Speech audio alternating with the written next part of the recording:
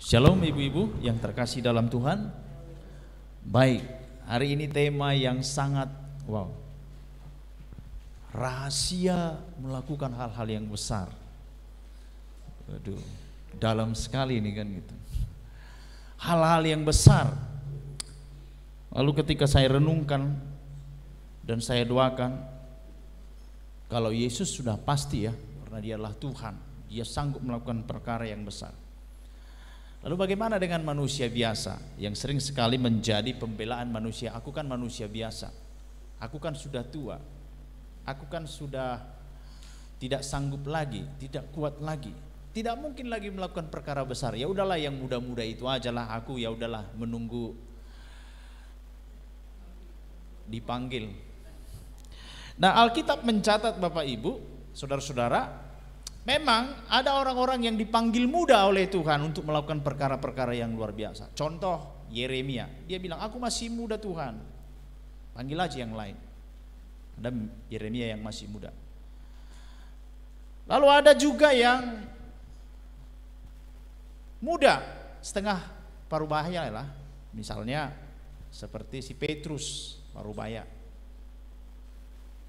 Tuhan pakai juga.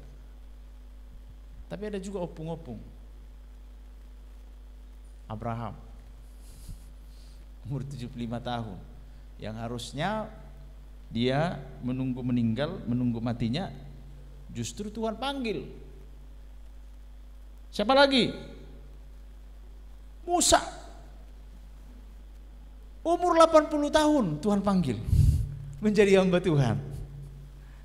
Jadi kalau saya tanya tadi opung Tobing Opung Tobing Nyonya Borussia Nipar umurnya 79, Opung Tobing 81, ya sudah memulai pelayanan ketika mulai berumur 24. Tapi justru Musa dipanggil Tuhan umur 80 tahun melayani Tuhan.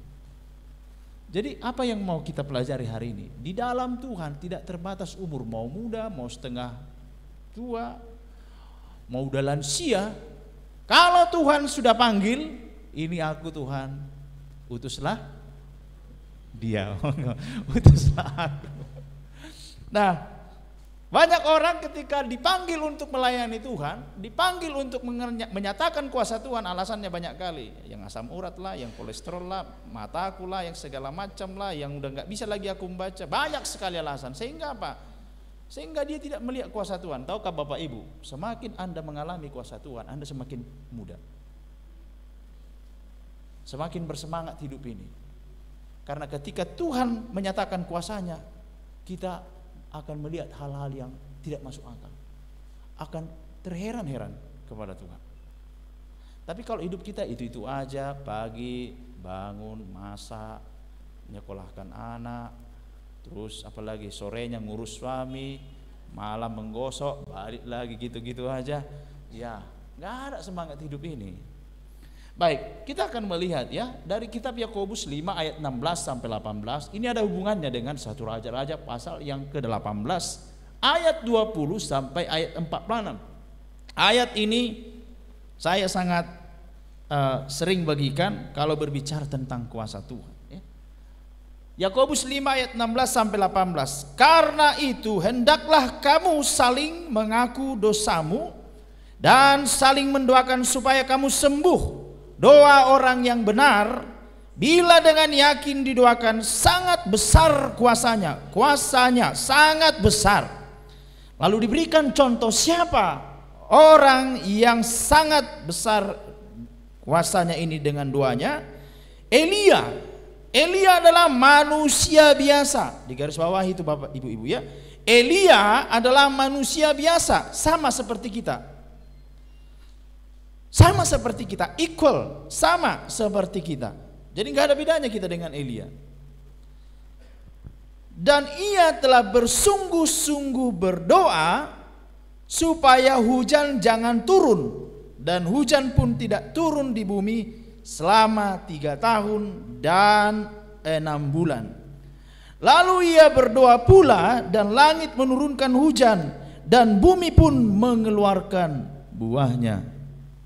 Wih, kalau bisa seperti ini jadi pawang hujan ya. Dipanggil ke balapan misalnya, nggak perlu. Nah, ibu-ibu yang terkasih dalam Tuhan, mari kita lihat, kok bisa ya si Elia ini manusia biasa ini ketika dia berdoa sungguh-sungguh, ketika dia berdoa supaya hujan tidak datang, hujan enggak datang. Tapi ketika dia bilang hujan datang, hujan turun. Pak, padahal aku sudah berdoa sungguh-sungguh. Banyak gitu. Mari kita melihat di kitab 1 Raja-Raja pasal yang ke-18. Kita pelan-pelan saja ya.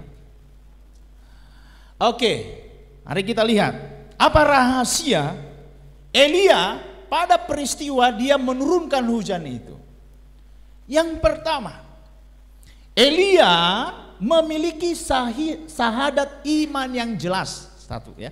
Elia memiliki sahadat iman yang jelas. Kalau sahadat agama yang seberang, Bapak Ibu sudah tahu ya, la ilaha illallah, dan tidak ada nabi selain ini katanya.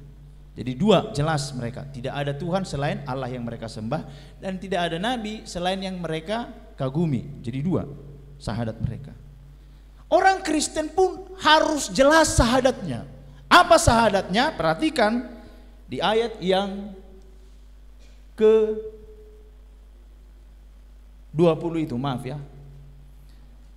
Ahab mengirim orang ke seluruh Israel dan mengumpulkan nabi-nabi itu ke Gunung Karmel. Lalu Elia mendekati seluruh rakyat itu dan berkata, berapa lama lagi kamu berlaku timpang dan bercabang hati? Ibu-ibu berbicara tentang sahadat iman. Yang pertama, hati itu nggak boleh bercabang, harus jelas. Tuhan yang kusembah hanya ini, di luar ini bukan Tuhan. Di luar Tuhan apa?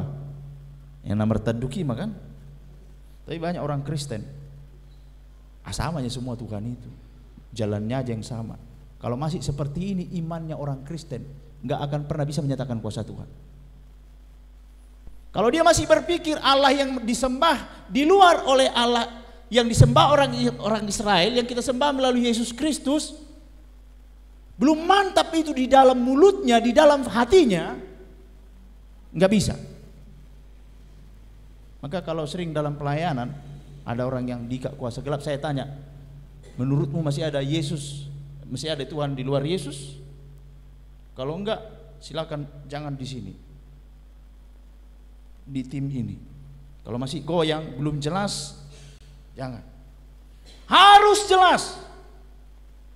Tentu iman yang jelas seperti ini, Alkitab katakan iman timbul dari pendengaran. Belajarlah kita setiap hari kan, belajar firman Tuhan, belajar PA, belajar dalam perjalanan kita sehari-hari. Kita belajar siapanya Tuhan orangnya Israel ini. Karena banyak tanda kutip Tuhan ya, adanya Tuhannya suku A, B, C, D, E, F, G, adanya Tuhannya suku bangsa A, B, C, D, E. Dalam konteks berbangsa dan bernegara memang ya ketuhanan yang Maha Esa. Tetapi sahadat iman itu tidak bercabang hati. Tidak ada Tuhan selain Allahnya Israel, selain Allah yang kusembah di dalam Yesus Kristus, tidak ada Tuhan. Orang akan bilang kita eksklusif, harus dalam hal itu, gak boleh bercabang. Karena orang Israel pada saat itu bercabang hatinya. Menyembah Allah Israel, oke. Menyembah Allahnya Dewa Baal, oke. Menyembah Allahnya Asyera, oke. Karena raja mendirikan patung Asyera untuk disembah oleh orang Israel. Karena istrinya si Isabel. Orang Sidon Allahnya itu Asyera. Jadi kesini oke, kesini oke, kesini oke. Dalam bahasa sehari-harinya maratu gugur damang portibion. Iko malo-malo doi, enggak akan pernah menyatakan kuasa Tuhan, apalagi mengalami kuasa Tuhan. Enggak bisa ini orang seperti ini. Tidak bercabang. Tuhan itu ialah Allah, itu huruf besar semua Bapak Ibu. Tuhan maksudnya di situ itulah terjemahan dari Yahweh. Hanya inilah Allah. Banyak bapak di dunia ini, tapi bapak yang bernama Bapak Gracius Sipayung hanya saya. Dan gitu.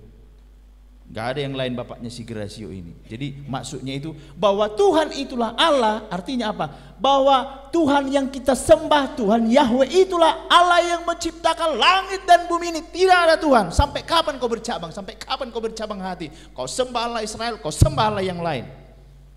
Elia mantap di situ. Yang berikutnya, Elia katakan apa? Kalau Tuhan itu Allah, ikutilah Dia. Kalau Baal itu Allah, ikutilah dia. Elia mau katakan apa? Kalau ikut Tuhan, ya ikut Tuhan sekalian, jangan tanggung. Ikut. Jangan kanan oke, kiri oke. Ya kalau ikut dunia ini ya udah ikut dunia ini aja sekalian. Kira-kira begitu. Jelas. Karena apa Bapak Ibu? Mau ikut Tuhan pun adanya resikonya. Tak ikut Tuhan pun adanya resikonya. Yang tanggung-tanggung pun itu lebih banyak resikonya. Kalau nggak percaya, pulang dari tempat ini, pergilah nanti ke jalan raya. Di tengah-tengah lah Bapak Ibu nanti, pas yang di putihnya itu. Itu lebih banyak resikonya. Pengendara pun akan bilang, ini dia doh. Kalau kiri-kiri kau, kanan-kanan kan gitu. Ya kalau di kiri ya udah kiri. Kalau di kanan, di kanan. Ambil. Pasti ada tantangannya, pasti. Lalu yang berikutnya Bapak Ibu, yang kedua, berdiri di pihak Allah. Apa maksudnya di sini? Perhatikan di ayat yang ke-22a. Oh ini tantangannya Bapak Ibu-ibu. Bukan hanya ibu-ibu, saya juga. Ini tantangannya. Perhatikan di ayat itu. Ayat 22 dikatakan, lalu Elia berkata kepada rakyat itu, hanya aku seorang diri yang tinggal sebagai nabi Tuhan. Padahal Nabi Baal itu ada 450 orang banyaknya. Apa maksudnya berdiri di pihak Allah? Berani melawan arus. Satu melawan 450. Plus lagi semua orang Israel. Berapa jumlahnya di situ Bapak Ibu? Hanya kita lah yang beda kan. Biasanya tantangan untuk menyatakan kuasa Tuhan apa? Abu-abu memang kita ini. Bukan hanya dunia sekuler. Dunia teologi pun sekarang waduh udah mulai lagi aku ya mang teh. Apalagi lah dunia yang sekuler. Satu melawan 450. Berani melawan arus, tidak ikut dalam persepakatan dunia ini. Ibu-ibu, makanya kita senang sekali ya. Nanti kita nyanyi baju kita warna apa? Ya kan? Kadang misalnya kalau pergi ke acara yang pesta, itulah kan udah ku bilang, tengoklah aku aja yang lain, semua pakai begini, aku aja yang lain pakaianku. Atau kita bilang, ayolah koro penampilanmu na asing, Bapak Nisyaha, neng bereko nak rapi sudik. Memang kalau lain dari semuanya, agak malu kita. Coba lah ibu-ibu ya, semua lah ibu-ibu nanti berpakaian hitam, saya berpakaian putih, pasti ayah arna masa. Apalagi misalnya dalam melayat, orang meninggal kan, semua orang bajunya hitam. Berpikir kita untuk baju putih kan? Nah itu dia. Tapi di sini yang mau saya katakan nggak salah gitu. Ini berani melawan arus, tidak ikut dalam persepakatan dunia. Walaupun aku seorang diri di sini, yang penting di sini Tuhanku. Ngapain aku di situ semuanya? Tapi aku melawan Tuhan.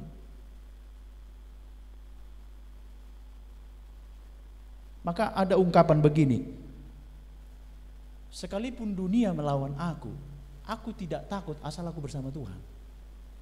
Bahkan ada yang mengatakan ungkapan begini juga, ke neraka pun aku nggak takut asal di situ ada Tuhan.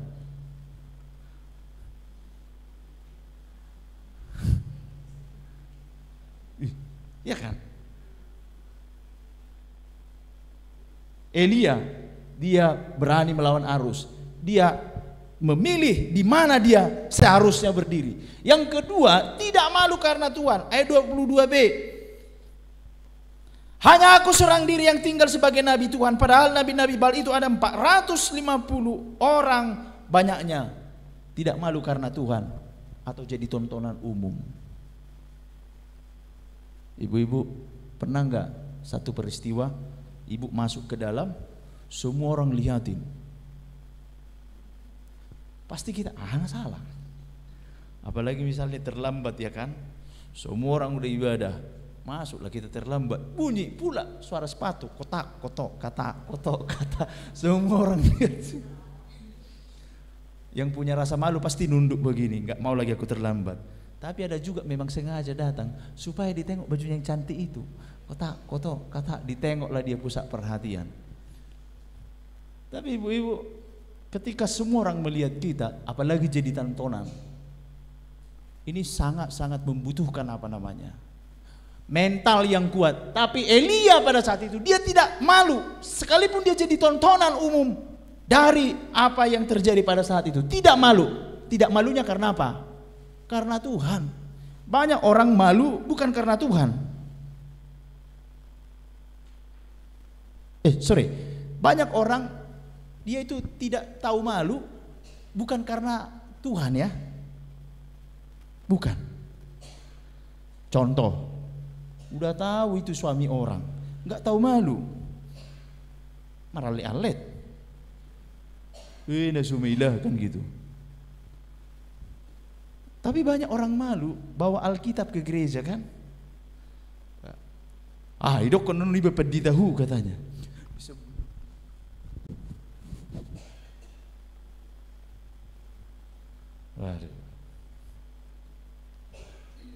Tidak malu, tapi karena Tuhan. Banyak orang malu miskin sehingga dia korupsi. Banyak orang malu dibilang tidak punya rumah sehingga melakukan kejahatan. Malunya bukan karena takut Tuhan, malunya karena takut dibilang orang. Tapi Elia, dia mau Tuhan yang menilai dia, bukan orang lain. Kerusakan banyak kehidupan manusia adalah apa? Yang sering dibilang, apa kata orang nanti? Apa kata orang? Apa kata dunia? Tetapi yang terpenting apa kata Tuhan, kan gitu. Mau apa kata Tuhan, mau apa kata dunia ini, tapi kalau Tuhan katakan oke, lanjut saja. Yang berikutnya, tidak bertindak curang. Bapak Ibu, waktu itu Elia katakan begini. Namun baiklah diberikan kepada kami 2 ekor lembu jantan, biarlah mereka memilih seekor lembu, memotong-motongnya, menaruhnya ke atas kayu api. Tetapi mereka tidak boleh menaruh api. Aku pun akan mengolah lembu yang seekor lagi, meletakkannya ke atas kayu api, dan juga tidak akan menaruh api. Kemudian biarlah kamu memanggil nama Allahmu, dan aku pun akan memanggil nama Tuhan. Maka Allah yang menjawab dengan api, dialah Allah. Seluruh rakyat menyahut, katanya, baiklah demikian. Kemudian Elia berkata kepada nabi-nabi Baal itu, pilihlah seekor lembu dan olahlah itu dahulu, karena kamu ini banyak. Sesudah itu panggillah nama Allahmu, tetapi kamu tidak boleh menaruh api. Pada saat itu ada pertandingan. Oke, mana ya, Tuhanmu yang benar atau Tuhanku yang benar yang kusembah ini? Baik, kita buat pertandingan. Tidak ada kecurangan. Kau olah lembu, ku olah lembu. Nanti kita akan lihat mana Tuhan yang menjawab doanya, Tuhanmu atau Tuhanmu? Tuhanmu atau Tuhanku? Tuhanmu yang menyambar daging ini atau Tuhanku yang menyambar daging ini? Fair. Orang yang bisa melakukan perkara besar adalah orang-orang yang jujur. Orang yang tipu-tipu, orang yang curang akan sangat susah, akan sangat sulit menyatakan kuasa Tuhan.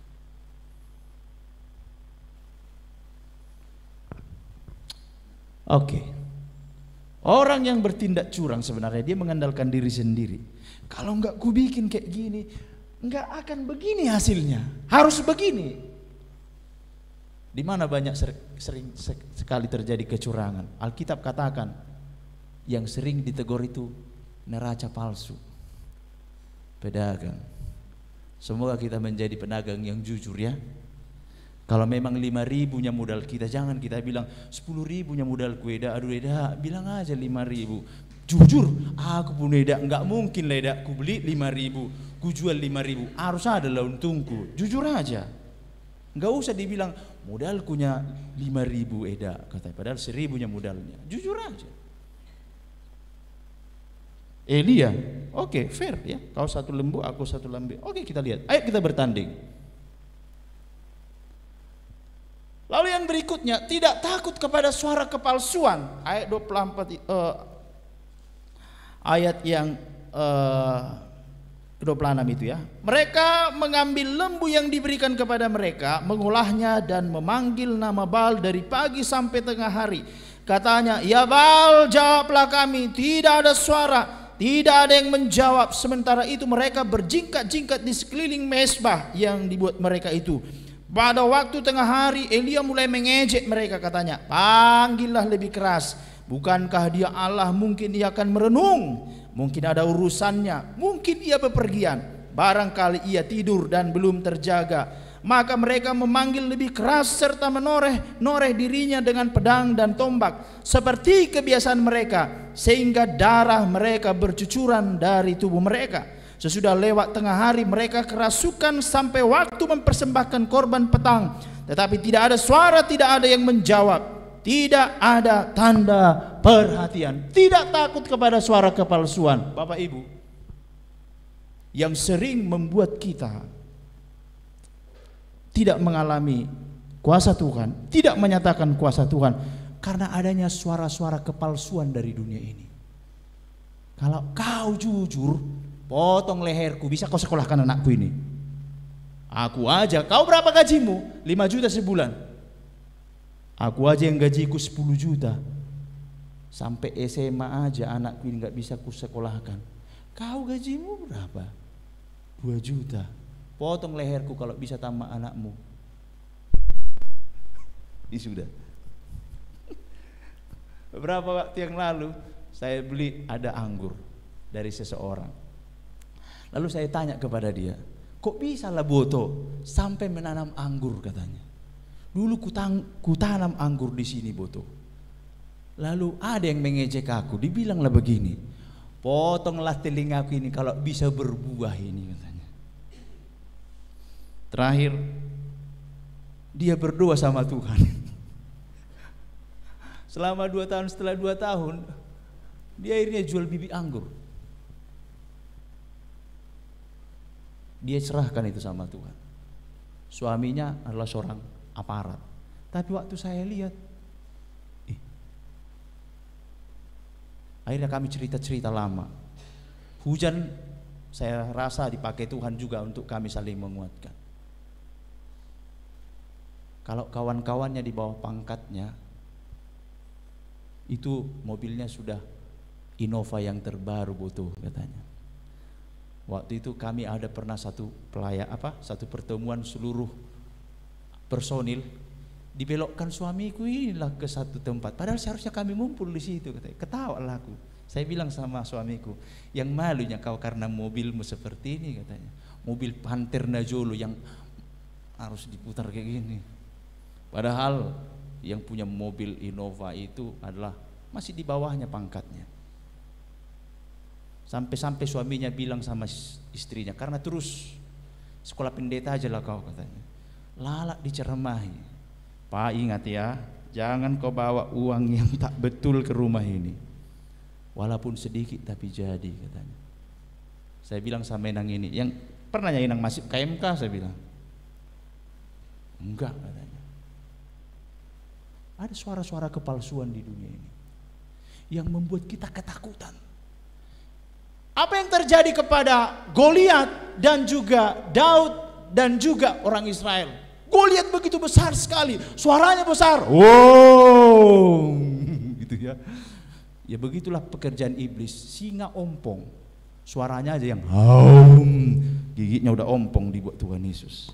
Tapi kita sering sekali ketakutan, merinding. Daud bilang apa? Takut kau sama ini, katanya. Sampai abangnya pun bilang, mulak kok. Mana-mana kambing yang kau pelihara itu, pulang kau anak kecil. Takut kau sama yang tak bersunat ini, katanya. Suara itulah juga sering mengancam kehidupan kita. Sehingga apa? Mulailah kita kompromi dengan dunia ini. Apalagi naiklah BBM kan. Gimana ibu-ibu?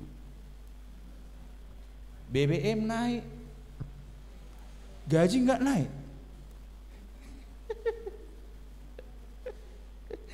Ya kan?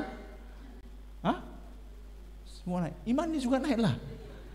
Harus naik imannya. Beriman. Karena dari dulu semuanya naik. Timbangan pun naiknya.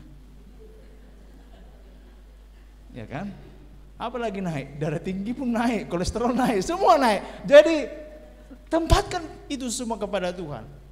Nabi-nabi Baal ini mau menyatakan bahwa Allah mereka adalah Allah yang hebat dengan cara bagaimana? Dengan cara, ya maaf kalau saya praktekkan ya, terlalu lebay. Baal, lalu sampai ada yang menoreh-noreh dirinya dengan apa? Dengan pisau sampai berdarah. Wah, Baal, Asyera, panggillah. Elia ada di sudut, korek-korek kuping, panggil. Mana tahu dia lagi SMS-an. Bapak Ibu, memang seperti terkesan mengejek ya. Tapi sebenarnya apa makna tersirat di situ? Dunia bisa terlalu lebay sama kita, tapi dalam hati kita suka mulai di situ. Kan Tuhanku yang berkuasa. Mau dikatakan pun tahun depan agak suram ekonomi, ketawa aja dalam hatiku. Tuhanku yang mengendalikan semuanya itu. Kalau enggak Bapak Ibu, enggak bisa kita tidur, percayalah. Amang buah mata amang putar kiri, putar kanan, buah nama anak kita amang teh. Bobo aja lah. Kesusahan sehari cukup lah. Kan Tuhan bilang gitu kan? Karena kesusahan besok punya kesusahan tersendiri. Besok masih ada kesusahan yang lain, dia bobo aja lah. Salah itu. Saya pernah stres ibu-ibu. Karena banyak kali tugas dari dari kampus. Ini ceritanya dulu ini ya. Aduh gitu. Sampai akhirnya kayak mana ya Tuhan cara mengatasi ini? Dikejar-kejar kan gitu. Karena takut kita kalau enggak kita selesaikan nanti dipecat kan gitu. Terakhir begini, ya udahlah dipecatlah situ, sukanya lah situ. Lalu akhirnya saya buat di pintu depan itu. Kesusahan sehari cukuplah sehari. Betul, ini serius ini, besar-besar saya buat. Kesusahan besok mempunyai kesusahannya sendiri.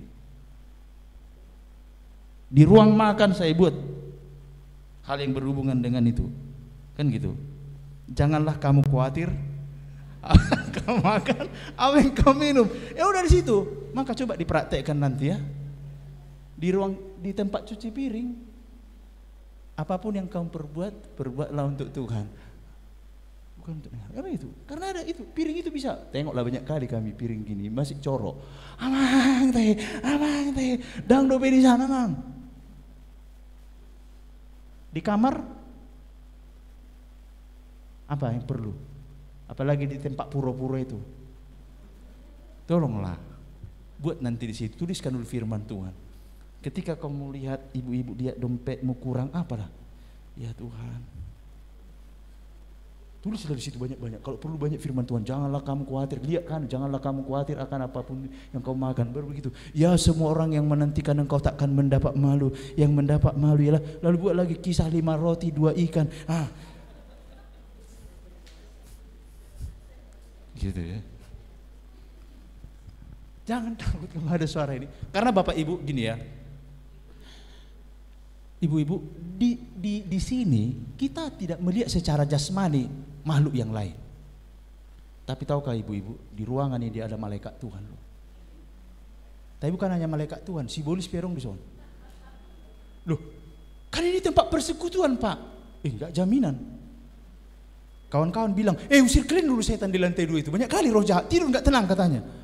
Alkitab katakan di rumah ibadat kesurupan kan. Yesus sampai usir. Ada suara yang bisa didengar telinga rohani kita. Ibu-ibu, sorry ya. Makanya kadang mau kita kan, kenapa ya ada suara? Khawatir kali aku hidup ini. Si Bolis bilang jarak 2 meter. Udah tinggal 1 kilo berasmu di rumah. Di bank, uangmu tinggal berapa lagi? Tinggal 1 juta.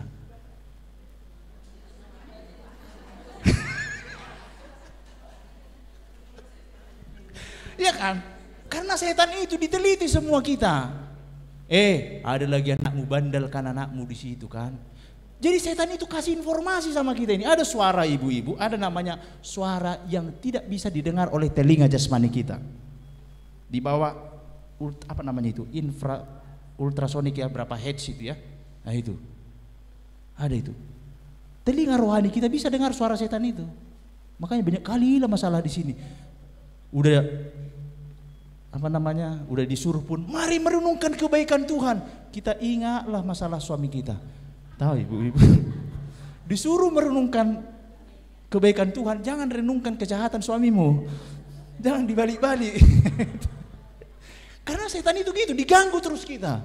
Ingat kejahatan suamimu, ingat parumenmu, ingat mertuamu, ingat utangmu, bayar. Ingat orang yang berutang samamu. Oh Tuhan, nah ini yang paling parah ya. Ini banyak suara kepalsuan di dunia ini. Lalu yang berikutnya, berdiri di pihak Allah.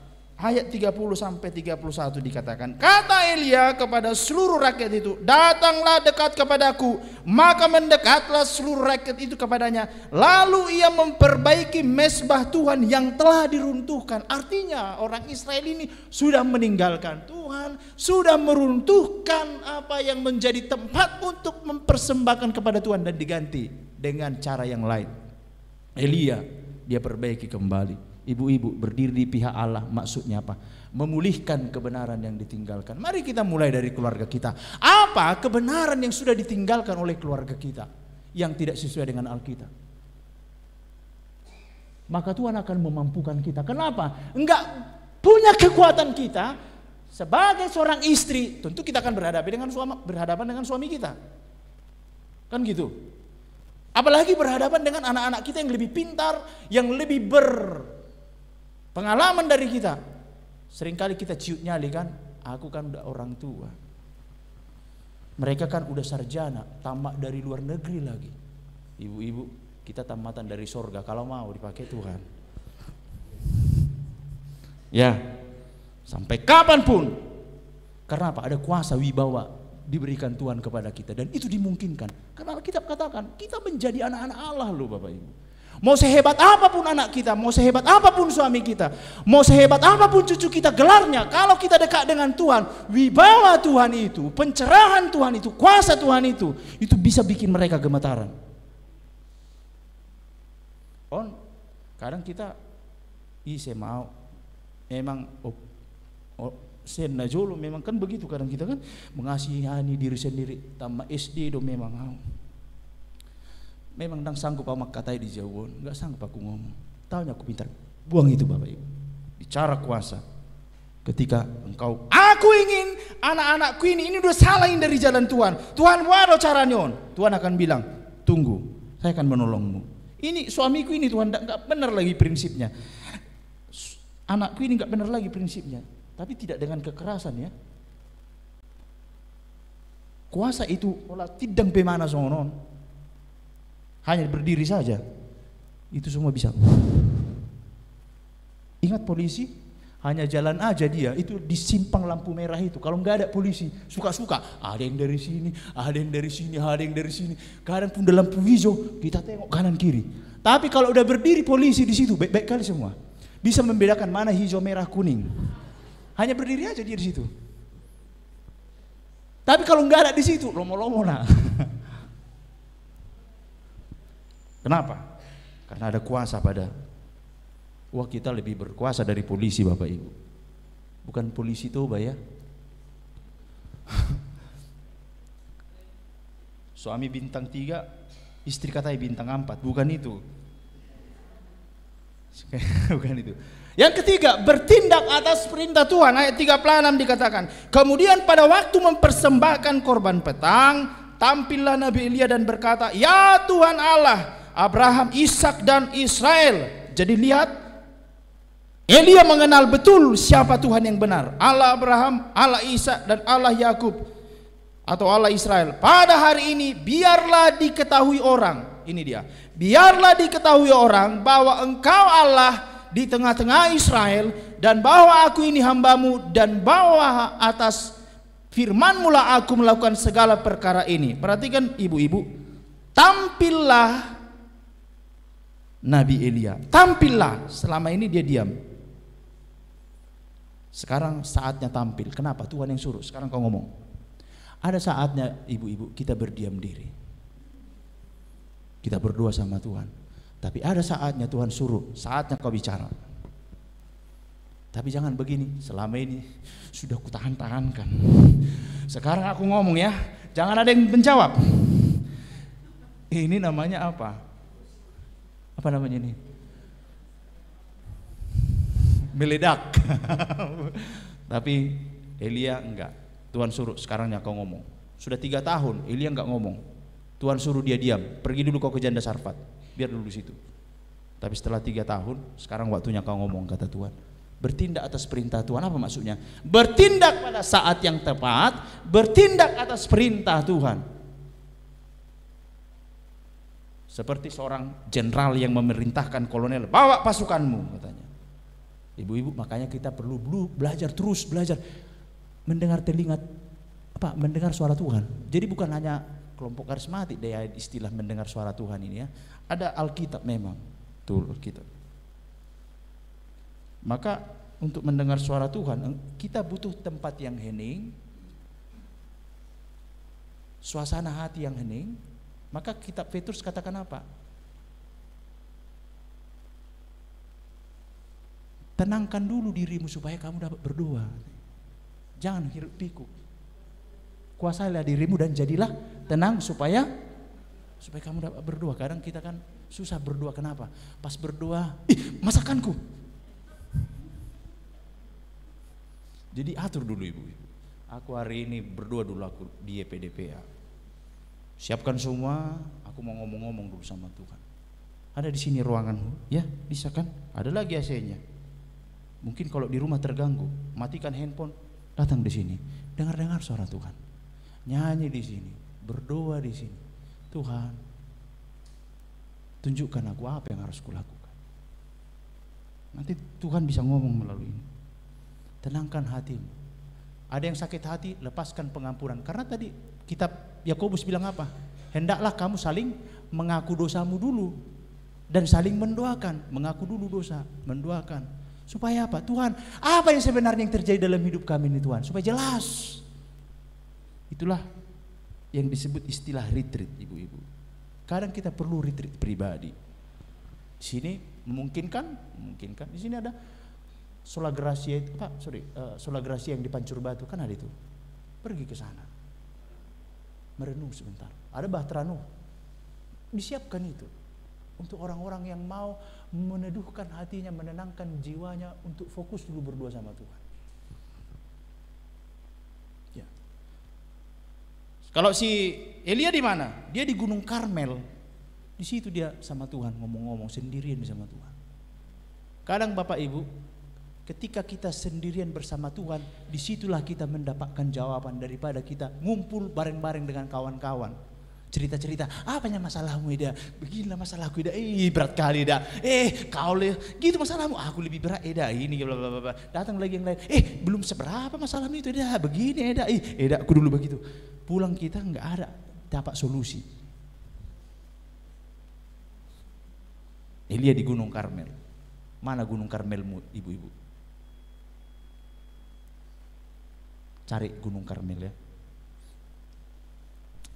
Berseru kepada Tuhan, Tuhan belas kasihanlah engkau. Artinya Bapak Ibu, bukan Elia yang hebat, bukan Elia yang berkuasa, tetapi kita melihat di sini dia berseru kepada Tuhan. Di ayat yang ke-37 itu dikatakan, ketika seluruh rakyat melihat, jawablah aku ya Tuhan, jawablah aku supaya bangsa ini mengetahui bahwa engkaulah Tuhan, berserulah.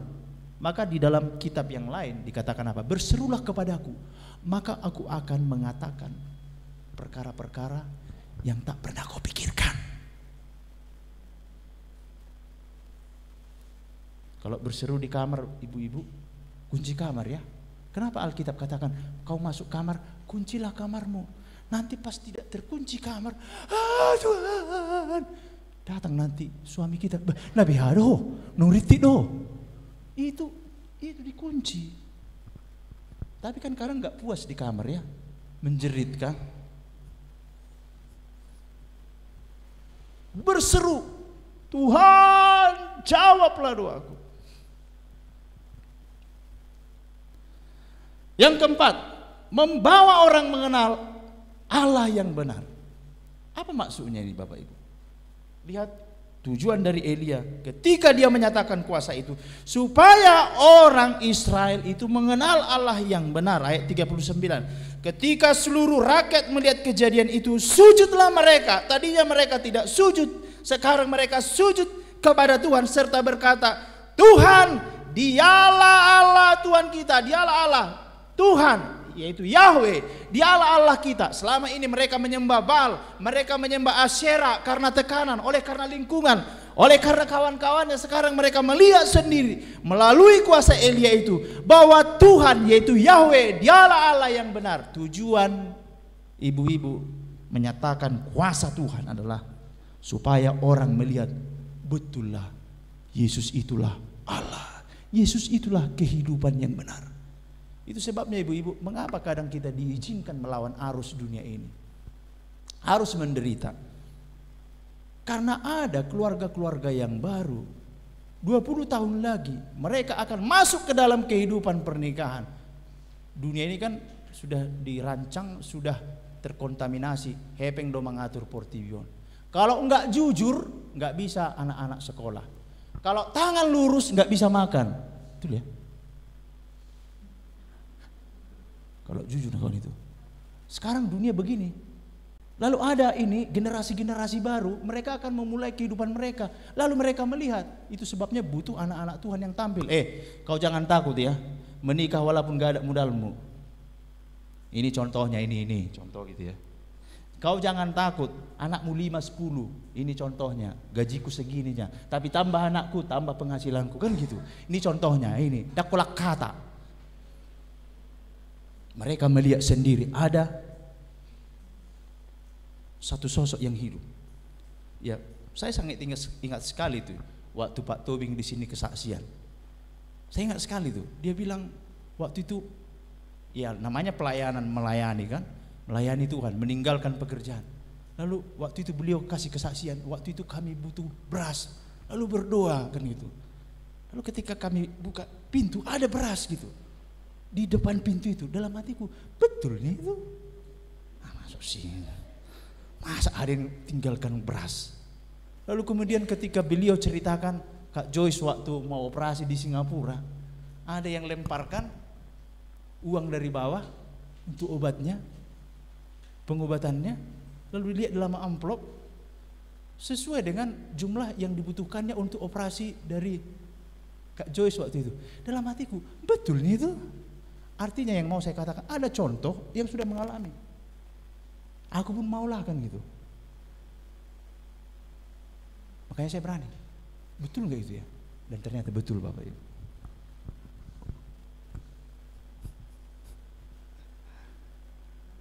Makanya kalau mau mengalami kuasa Tuhan, izinkanlah ibu-ibu menderita ya. Kau akan melihat Tuhan. Kalau enggak menderita, enggak bisa melihat kuasa Tuhan, percayalah. Enggak ada lagi uangmu misalnya. Aduh Tuhan, tiba-tiba ada menotok. Eda, ini ya, Eda ada berkah sedikit. Ya, ya begitu. Ini Elia gitu. Agar orang mengenal Allah. Karena apa? Elia sudah bertemu dengan Allah. Aku sudah bertemu dengan Allah. Ikuti aku. Maka Paulus katakan apa? Ikutilah teladanku. Karena dia sudah mengikut Paulus, mengikut Tuhan. Ada contoh yang perlu dicontoh untuk mereka. Agar orang mengenal Allah. Yang berikutnya, menggerakkan orang memberitakan Allah yang benar. Elia katakan apa? Bawa semua mereka itu. Ya. Potong. Kalau zaman dahulu biasa itu potong memotong. Kalau zaman sekarang janganlah ya. Tadinya mereka takut dan gentar. Sekarang justru mereka yang memotong nabi-nabi palsu itu. Artinya di sini kita bisa melihat menggerakkan orang memberitakan Allah yang benar. Mereka melihat Allah itu, nyata Allah itu, ibu-ibu. Sehingga orang-orang tergerak. Oh iya ya, Allah Israel itu yang betul ya. Maka mereka punya keberanian. Menggerakkan orang memberitakan Allah yang benar. Yang terakhir, apa dari penyataan kuasa Allah yang bisa kita lihat di sini Bapak Ibu? Yang pertama, kesempurnaan ilahi.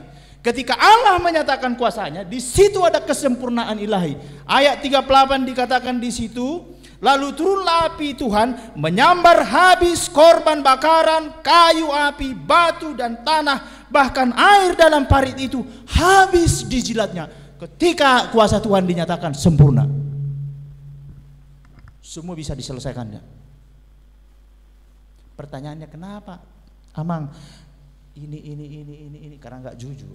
Kadang dalam pelayanan kadang begitu. Kita layani dia, kasih tahu rahasia kalian, apa yang terjadi. Masih ada harga diri yang perlu ditahan kan?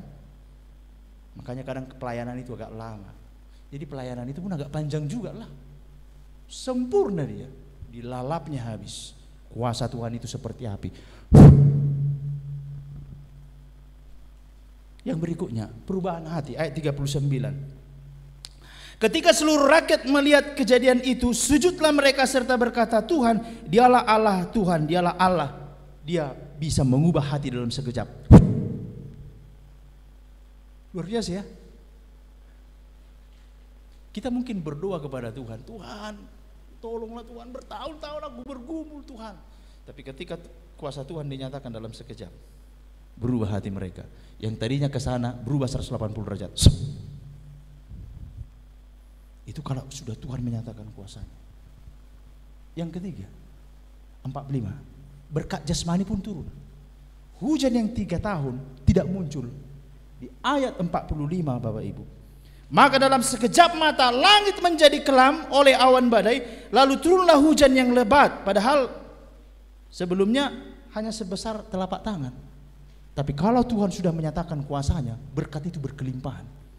Ditengok dari jauh, gak mungkinlah hujan turun. Orang kecil kok sebesar telapak tangan. Tapi kalau Tuhan sudah menyatakan kuasanya, sampai berkelimpahan kita Bapak Ibu.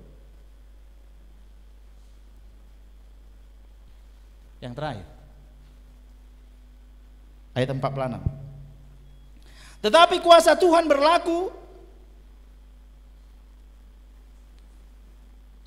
Ayat 42 dulu ya. Lalu Ahab pergi untuk makan dan minum, tetapi Elia naik ke puncak gunung Karmel, lalu ia membungkuk ke tanah dengan mukanya di antara kedua lututnya. Sebelumnya Elia berkata kepada Ahab, ayat 41, pergilah, makanlah dan minumlah, sebab bunyi deru hujan sudah kedengaran. Elia suruh, pergi kau ke sana. Ahab pergi ke sana, tapi Elia pergi kemana? Dia pergi jumpa lagi sama Tuhan, mau lihat Tuhan, sujud dia menyembah Tuhan. Elia juga mau pergi ke sana, tapi dia terlebih dahulu pergi ke Gunung Karmel. Si Ahab sudah pergi ke sana sekian kilometer, tapi lihat apa yang terjadi. Tetapi ayat 46, tetapi kuasa Tuhan berlaku atas Elia, ia mengikat pinggangnya dan berlari mendahului Ahab sampai ke jalan yang menuju Israel. Ketika kuasa Tuhan dinyatakan, dia bisa mengejar ketertinggalan kita. Si Ahab udah di sini dia. Si Elia di sini berdoa untuk Tuhan. Lama dia berdoa, makasih Tuhan. Setelah dia selesai berdoa, kuasa Tuhan dinyatakan, dikejar. Jadi ditinggalkan. Mungkin kita sering berkata begini, berdoa aja lah, capek aku berdoa. Ibu-ibu lihat Elia. Kadang kita sepele lihat yang namanya pendoa ya. Udahlah, aku janganlah si acara. Pemalu aku nggak tahu apa-apa. Terus kau di mana nang? Udahlah si doa aja lah aku.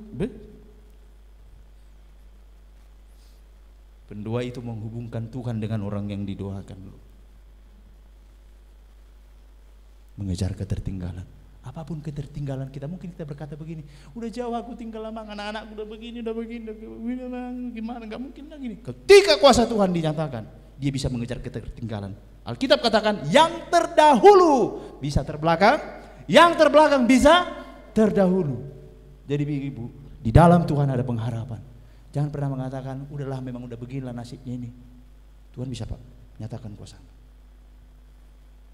Sekarang bagian kita. Apakah poin-poin yang sudah kita pelajari tadi sudah kita miliki dan berjuang untuk itu?